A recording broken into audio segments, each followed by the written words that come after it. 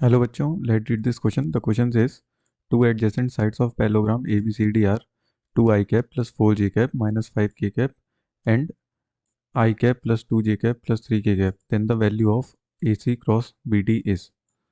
Option A is 20 root 5, option B is 22 root 5, option C is 24 root 5, option D is 26 root 5. तो यहाँ पे सबसे पहले हमें एक पैरेललोग्राम ड्रॉ करना होगा। तो हम अपना सबसे पहले की कंसेप्ट देखते हैं।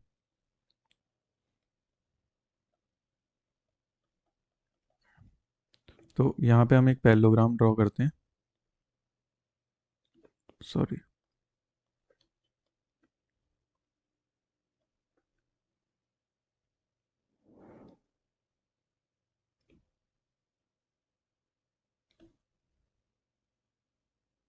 इस पैरेललोग्राम को हम नेम देते हैं A B C and D. तो इसके जो डायगनल्स हो जाएंगे हमारे, वो हो जाएंगे ए सी एंड बी डी। ये हमारे डायगनल्स हो गए। तो यहाँ पे हमें एडजेसेंट साइड दे रखी है, हम एडजेसेंट साइड मान लेते हैं। ये एक साइड हमारी ए वेक्टर है और दूसरी जो एडजेसेंट साइड इसकी है ये वाली, ये बी वेक्टर है। ठीक है। और हमारे जो डायगनल्स होंगे उन्हें हम D1 D2 मानेंगे। ये बी वेक्टर है तो हम ए सी को अगर D1 मानते हैं, D1 वेक्टर, और बी डी को हम D2 वेक्टर ले लेते हैं। और एडजेसेंट साइड हमारी ए वेक्टर और बी वेक्टर हैं जो कि हमें दे रखी है, गिवन है हमें। A vector is equals to 2 I cap plus 4 j cap minus 5 k cap, और बी वेक्टर हमें गिवन है I cap plus 2 j cap plus 3 k cap. तो हमें इस चीज़ में, हम इसमें वेक्टर्स में ये पता होना चाहिए कि वी नो डैट यहाँ पे हमें एरिया, जो वेक्टर के वेक्टर फॉर्म में एरिया ऑफ पैरेललोग्राम होता है उसे हम दो तरीके से लिख सकते हैं। सबसे पहले एरिया ऑफ पैरेललोग्राम को लिख सकते हैं एक तरीके से कि जो एडजेसेंट साइड होती है उसके क्रॉस प्रोडक्ट में, के प्रोमोड में, a cross b, adjacent side का क्रॉस प्रोडक्ट का मॉड। और दूसरा हम एरिया ऑफ पैरेललोग्राम को, जो area of parallelogram vector form में होता है, वो होता है half into mod of diagonal का cross product D1 cross D2। ठीक है। तो यहाँ पे हम इसे दो तरीके से एरिया ऑफ पैरेललोग्राम को लिख सकते हैं। ये दोनों तरीके हमारे सेम है। तो अगर हम इन दोनों को इक्वेट करेंगे, क्योंकि हमें यहाँ पे ए और बी हमें पता है, और D1 D2 क्या है हमारा, a C cross B D. तो अगर हमें ये फाइंड करना है, हम इन दोनों को इक्वेट करेंगे, फर्स्ट और सेकंड को, टू को इधर भेजेंगे। तो ये हमारा अब इसके बाद हम ए सी क्रॉस बी डी हमें किस तरीके से मिलेगा, 2 इंटू ए क्रॉस बी का मॉड। तो एरिया ऑफ पैरेललोग्राम के ये हमारे दो वेक्टर फॉर्म के फॉर्मूले हैं, इनका हम यूज़ करेंगे। तो हम सॉल्यूशन में देखते हैं। From first and second, from की कंसेप्ट, हम ये कह सकते हैं कि जो हमारा D1 क्रॉस D2 है उसे हम लिख सकते हैं 2 टाइम्स ए क्रॉस बी का मॉड। और D1 D2 को हम, D1 D2 क्या है हमारा, a C cross B d is equals to 2 times a cross b का मॉड, एडजेसेंट साइड का क्रॉस प्रोडक्ट। तो जो हमारी एडजेसेंट साइड थी वो थी a vector 2 I cap plus 4 j cap minus 5 k cap, और बी वेक्टर था हमारा I cap plus 2 j cap minus plus 3 k cap.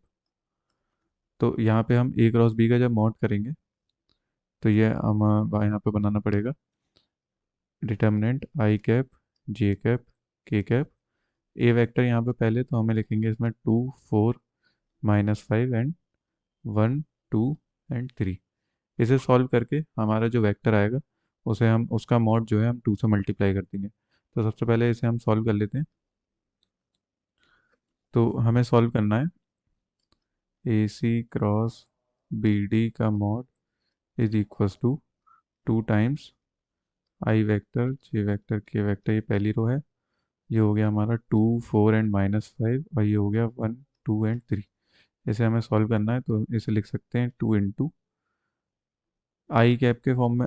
I cap को हम सबसे पहले लेंगे तो 4 3 12 और 5 2 माइनस 10, 12 माइनस 10 माइनस माइनस 10 ये हो जाएगा +10, 12 + 10 22 आई कैप। उसके बाद माइनस जे कैप, इसमें हमारा हो जाएगा 3 2 6 और -5 -11 -5 + 5 11 11 -11 जे कैप प्लस के कैप में अगर हम देखें तो ये हो जाएगा हमारा 2 2 4 4 -4 0।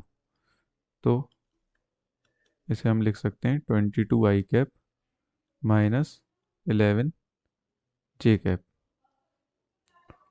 इसका मॉड।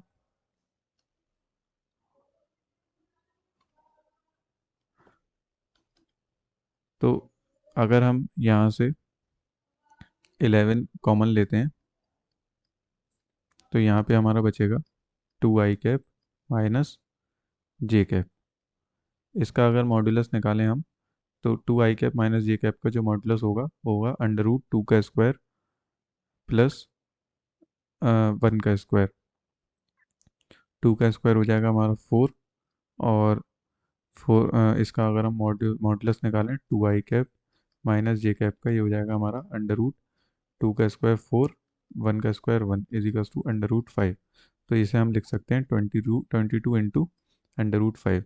तो जो हमारा a C cross B D है, इसका मॉड ये आ जाएगा हमारा 22 √5। Hence, option B is correct. So, I hope you will understand the solution.